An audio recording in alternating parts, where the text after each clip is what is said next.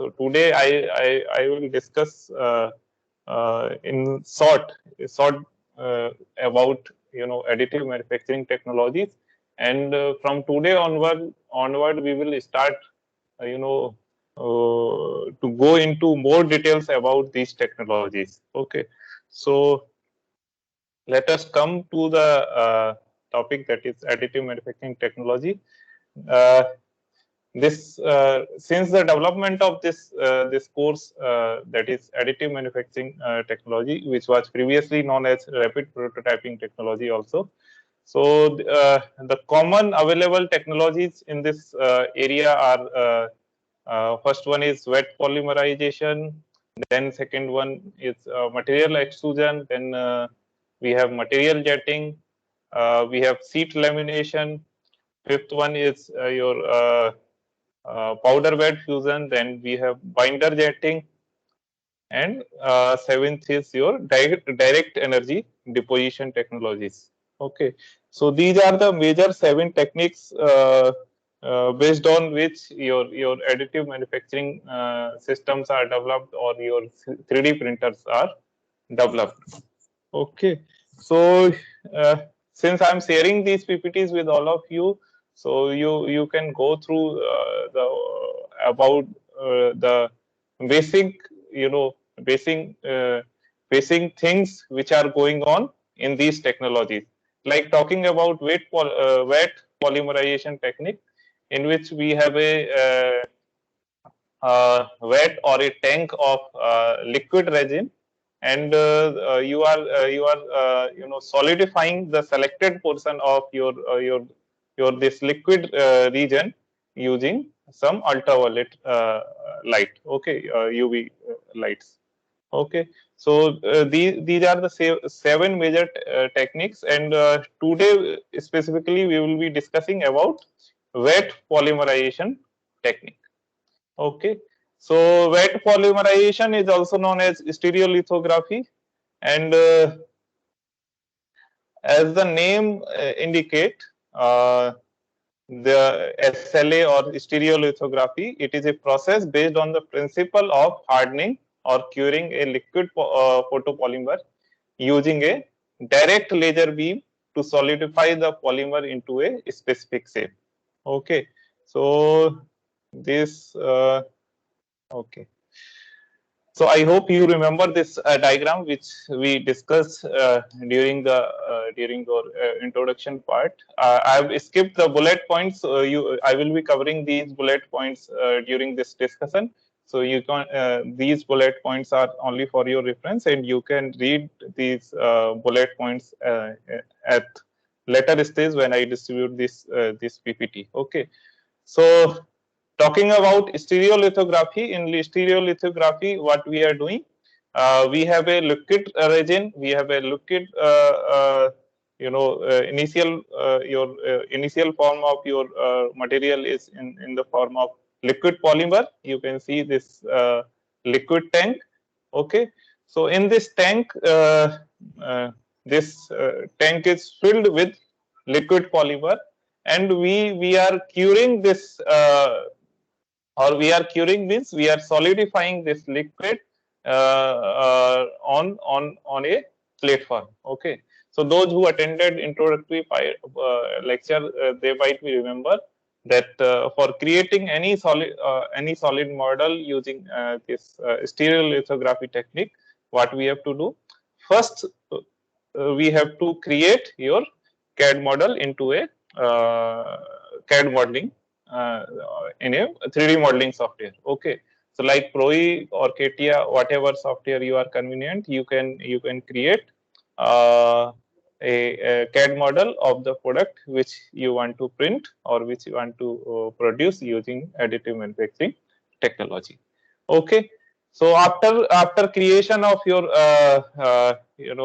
CAD model, creation of your 3D model of your desired product, what you are going to do, you are creating STL file of your CAD model, and after creating your STL file, you are slicing this STL file. first step, you create your CAD model. Second, you create STL file. Okay. Third is you slice this STL file into layer by layer data. Suppose there is a layer thickness 0.005 millimeter. Okay. So accordingly, you slice your CAD model and you get the data corresponding to each layer. Okay. So for this, we may have different kind of algorithms, like we may use ready-made software like MeshLab uh, and Slicer. There are a lot of algorithm or software available in order to slice your CAD model. Okay. Yeah. So as soon as you have your slice data, suppose you have data corresponding to, say, layer 1 to layer, say, in a product there are 100 layer, okay, or there are 200 layer. So you have data corresponding to each layer, and what you are supposed to do, you are supposed, because in stereolithography, your liquid polymer will be cured through your laser source, okay, or you have a laser beam. Okay. So in order to where this layer data will be used, you will control the tool path, or you will control the path of your laser using this layer data. Okay. So suppose I have data corresponding to layer 1, which gives some shape like this. Okay. So what it will do, your laser beam will move on this platform like this, and there will be uh, like this, your laser beam will move, and there will be due to movement of, or due to exposure of your liquid polymer in laser beam, it will get solidify. Okay, this will solidify. Okay.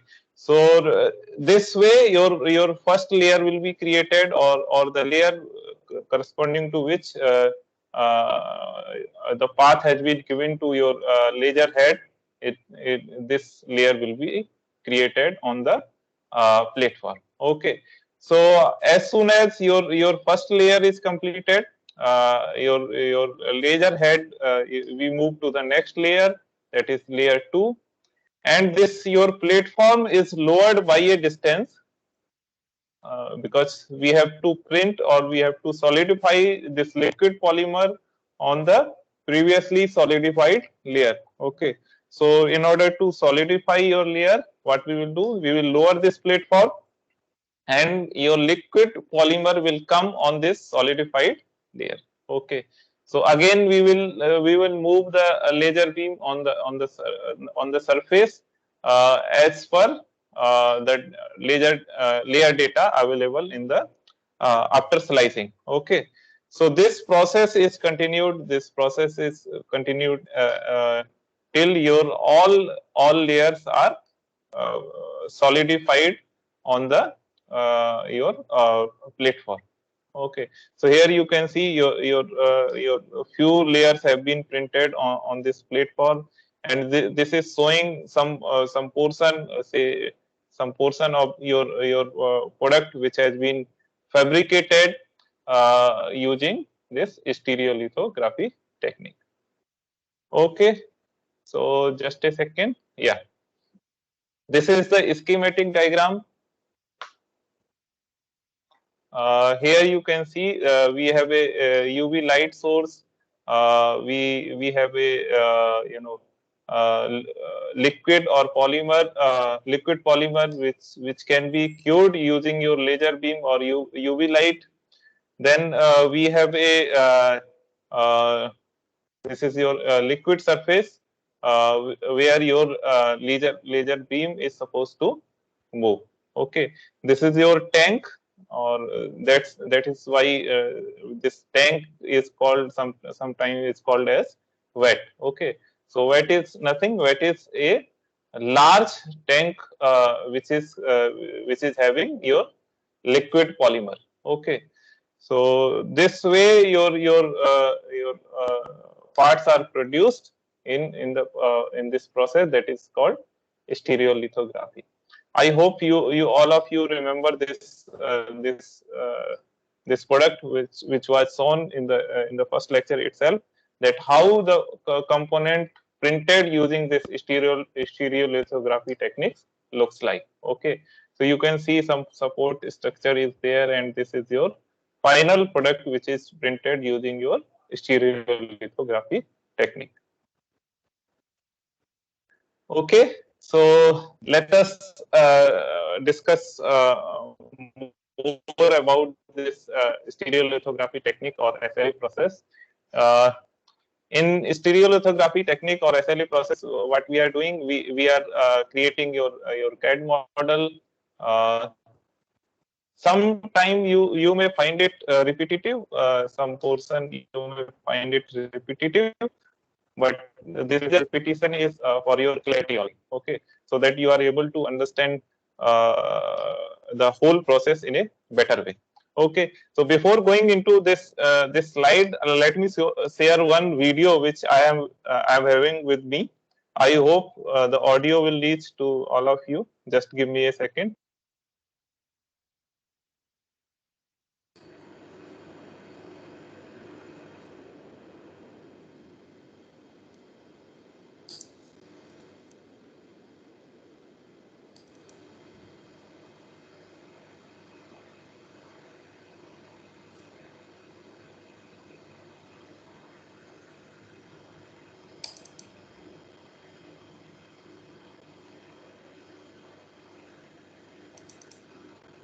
The Form 1 Plus is a stereolithography 3D printer. Today, we're going to take a look at how it works and put it to the test against parts from an extrusion-based machine. Let's start by taking a closer look at the printer. When we open up the light-blocking cover, we can see a build platform inside. This metal plate is where the parts are made. Underneath the build platform is a resin tank. This clear window gives the ultraviolet laser a path to cure the resin. To start a print, we'll upload a file and fill up the resin tank to the indicator line. You can see the laser passing back and forth inside, hardening the liquid plastic. We'll take our printout and wash it in rubbing alcohol to get the excess resin off. The flower comes with supports on it, and we'll snip them off to finish the piece. Stereolithography is known for producing extreme detail with layers down to 4 times finer than a human hair. The Form 1 Plus lets us take advantage of a library of materials, so we made some other parts to show what these resins can do. A castable resin gives jewelers and engineers an inexpensive way to produce metal parts. This flexible resin is great for simulating different textures, and as we can see, this tough resin can really take a hit. Now let's compare how the Form 1 Plus parts stand up against a filament printer. The stereolithography part comes out nice and smooth, but we can see and feel the ridges on the cup printed with filament. When we break this sample piece, you can see that filament parts quickly snap along the layer lines. The SLA process creates a chemical bond, so our prints take much more force.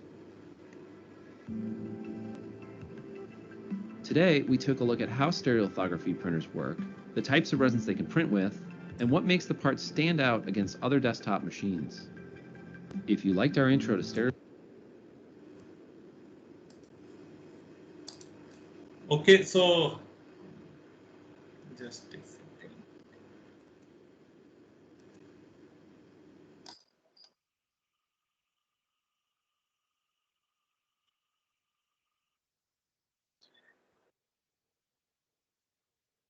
Okay, so you might have through this video, you might have visualized how your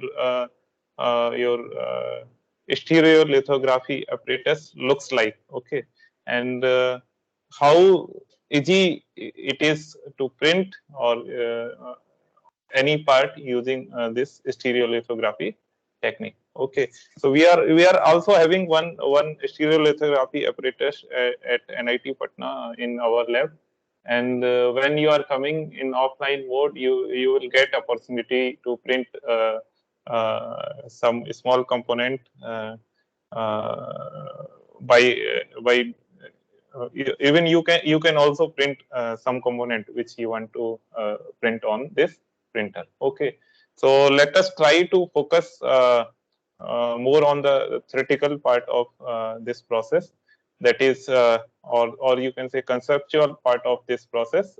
Let us try to focus more on the concept.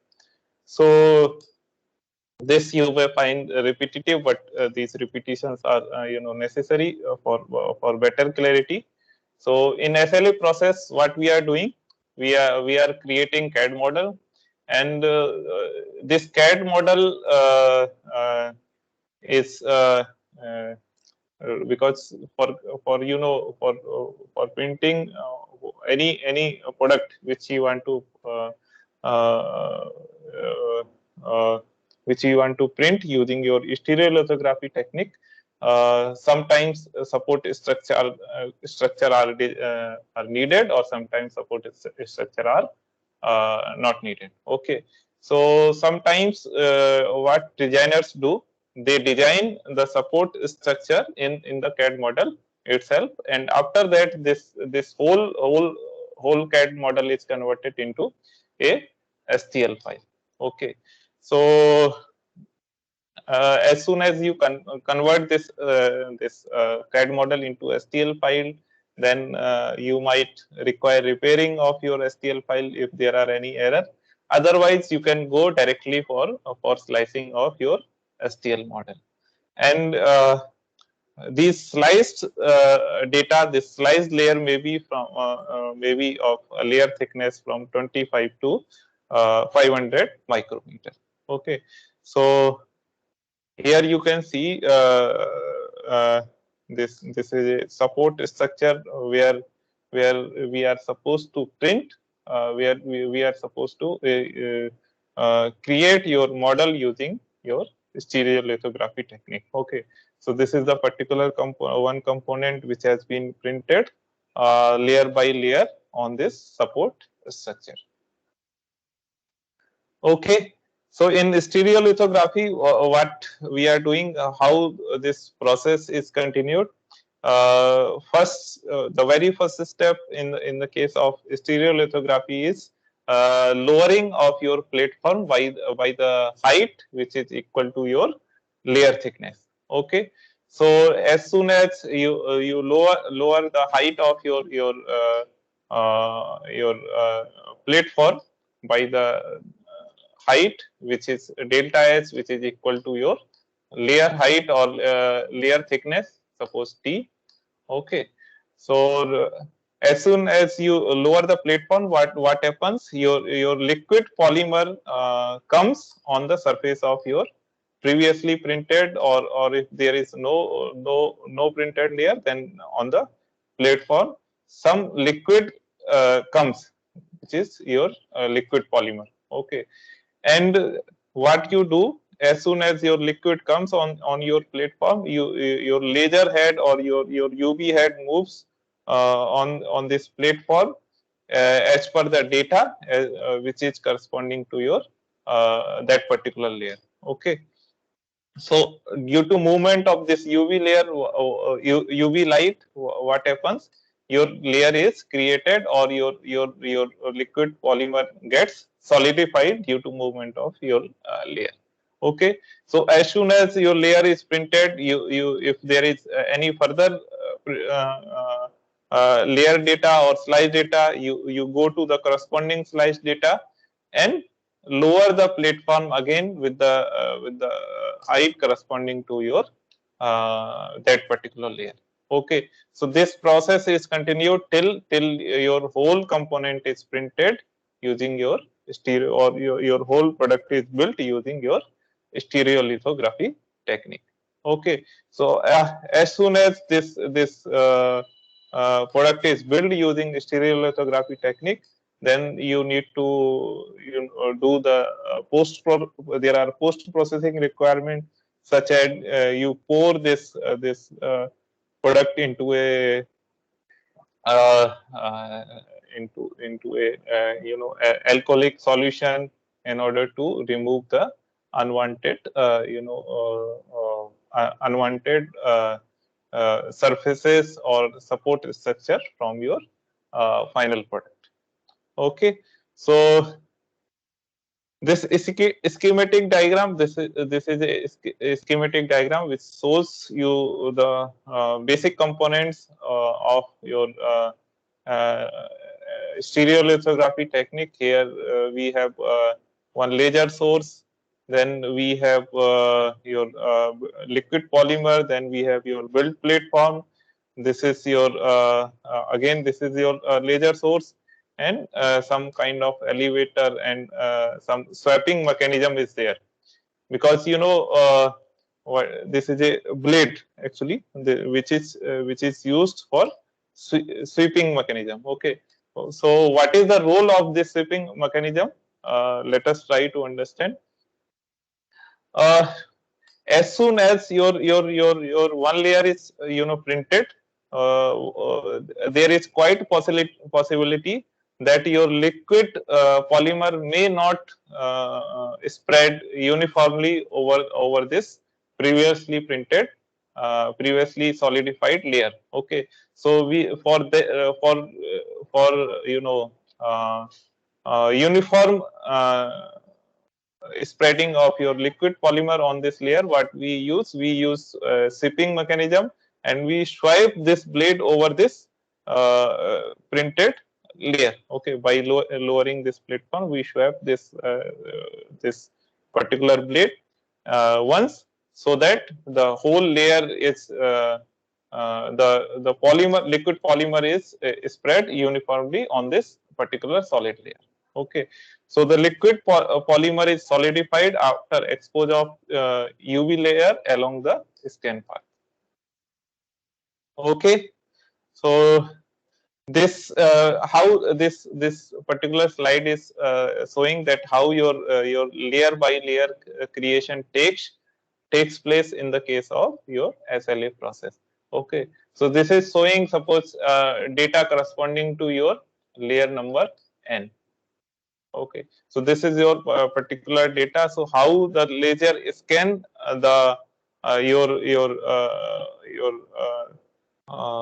your platform.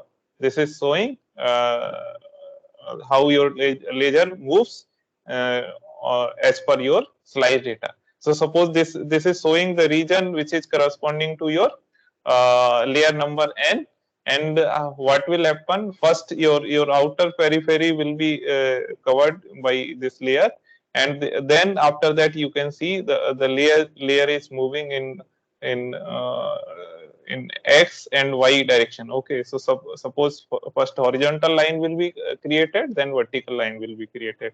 Okay, so this way your curing of your liquid polymer takes place in SLA process. Okay, so let me, for better clarity, let me do it again. So for scanning, what will happen? Your suppose your scanning is starting from this place, then your scanning will take place like this. Okay, like this, your scan pattern will be created.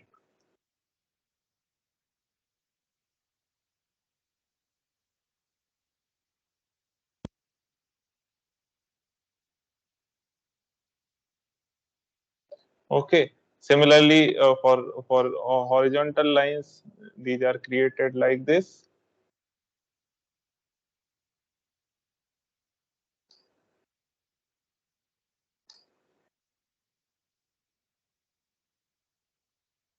Okay, this way your each layer is cured. That is, each layer is solidified, and as soon as one layer is cured, you will print another layer on this previously printed layer.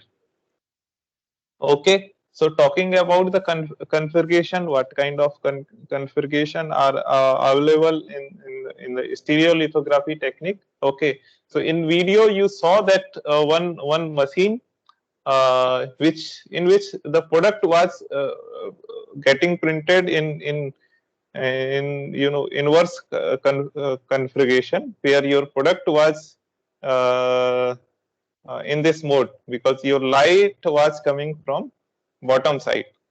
The video which you saw in that particular video, your light source was in bottom side and your product was getting printed in upward direction. So in that case, what we were doing, every time you were raising the height of your platform, and your layer was getting printed on this particular uh, uh, or previously printed layer on your build platform. Okay, so there are primarily two types of configuration. One is called an upright style, and another is called as inverse configuration. Okay, so in upright configuration, what is happening? Uh, your your uh, your build platform is moving in upward direction, while in the inverse configuration, your build platform is being lowered after the solidification or curing of your each after the curing of your each layer. Okay, so these are the two major types of configuration. And okay, so till now, any query from the student?